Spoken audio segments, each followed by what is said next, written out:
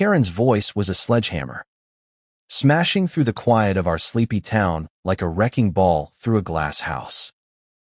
"You will join the HOA, or I'll make your life hell," she bellowed, her triple chin wobbling as she jabbed a sausage-like finger at me from across my own front yard. I stood there, shovel in hand, dirt smudged on my jeans, staring at this human landfill who decided my little plot of land was her next conquest. The audacity was almost laughable, but the glint in her beady eyes told me she wasn't joking. Karen, the self-appointed queen of Meadowbrook Estates, had a vendetta, and I was her target. What she didn't know was that her power trip was about to crash into a wall of her own making. It all started 3 months ago when I moved to Meadowbrook, a quiet speck of a town where the biggest drama was usually who forgot to mow their lawn. I'd bought a fixer-upper on the edge of the neighborhood, a modest house with a dirt road leading to a sprawling, untouched meadow out back. The meadow was my sanctuary: wildflowers, deer trails, and a creek that whispered secrets if you listened close enough. I planned to keep it that way, free from the manicured tyranny of the HOA. But Karen, the HOA president, had other ideas. She was a walking caricature, loud, entitled, and convinced her clipboard gave her divine authority.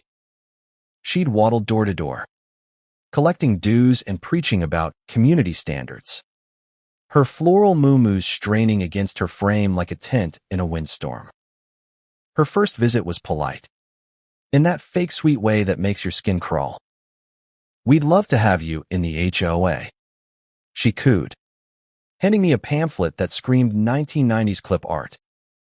I declined, explaining I liked my property as it's wild, free, and HOA free. Her smile tightened, and I saw the first crack in her facade. "Everyone joins," she said, voice dropping an octave. "It's for the good of the neighborhood." I shrugged and closed the door, thinking that was the end of it. Oh, how wrong I was. Karen's campaign began subtly. First, it was letters in my mailbox, each one more passive-aggressive than the last. Failure to comply with HOA standards may result in fines. One read, despite me never signing up. Then came the inspections. Karen would park her SUV at the end of my dirt road, binoculars in hand, scribbling notes about my unkempt meadow.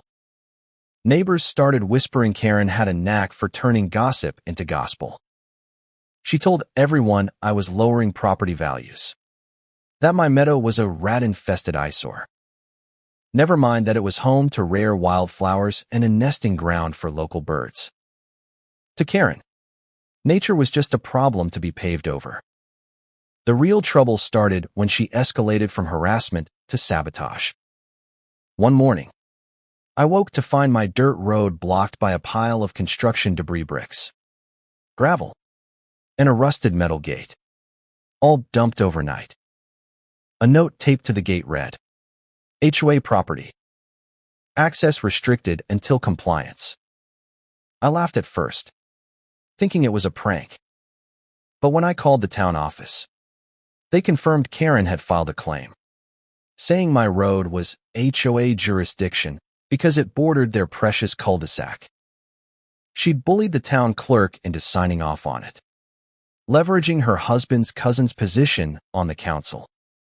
I was trapped, no way to drive out, no way to get supplies for my house repairs. Karen had me cornered, or so she thought. I'm not the type to roll over. I spent that day researching property laws, digging through county records, and making calls. Turns out, my dirt road wasn't just any road, it crossed a sliver of land tied to a federal conservation program. The meadow behind my house, a habitat for the endangered Meadowbrook fritillary, a butterfly so rare most folks didn't even know it existed. Karen's debris pile wasn't just an inconvenience. It was a federal offense. I contacted the U.S. Fish and Wildlife Service. And within days, a ranger named Tom showed up, all business in his khaki uniform.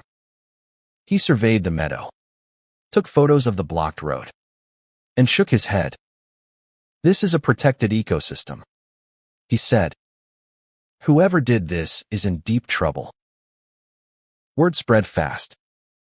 By the next week, a small crowd gathered at the edge of my proper time.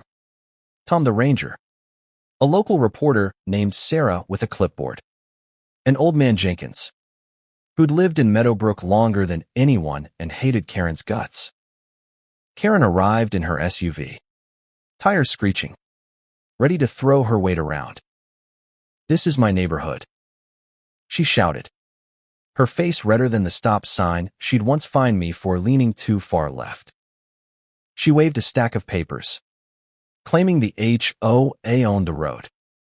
Tom didn't flinch. He handed her a federal notice, calm as a summer breeze. "Ma'am, you've obstructed a protected trail. That's a felony."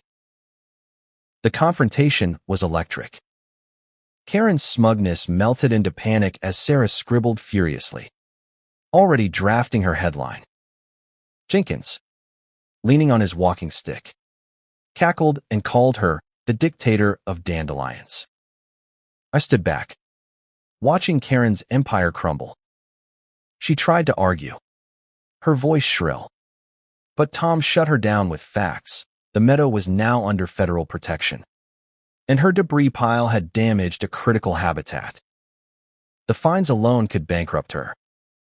Worse, the town revoked her HOA's authority over the road, citing her abuse of power. My dirt path was officially designated a federally protected trail, complete with a sign, Meadowbrook Fritillary Preserve. Karen's downfall didn't end there. The reporter's story went viral. Small town tyrant taken down by a butterfly. Neighbors stopped paying HOA dues, fed up with her reign. Her husband's cousin resigned from the council in disgrace. Last I heard, Karen was selling her house, unable to face the glares of a town she'd bullied for years. My meadow, it's thriving, with new trails for hikers and signs educating visitors about the fritillary. I walk it every evening, the creek still whispering, now joined by the hum of a community that's a little freer. Karen thought she could force me to bend, but she didn't count on the power of a stubborn meadow and a few rare butterflies. Sometimes, the smallest things fight back the hardest. The end.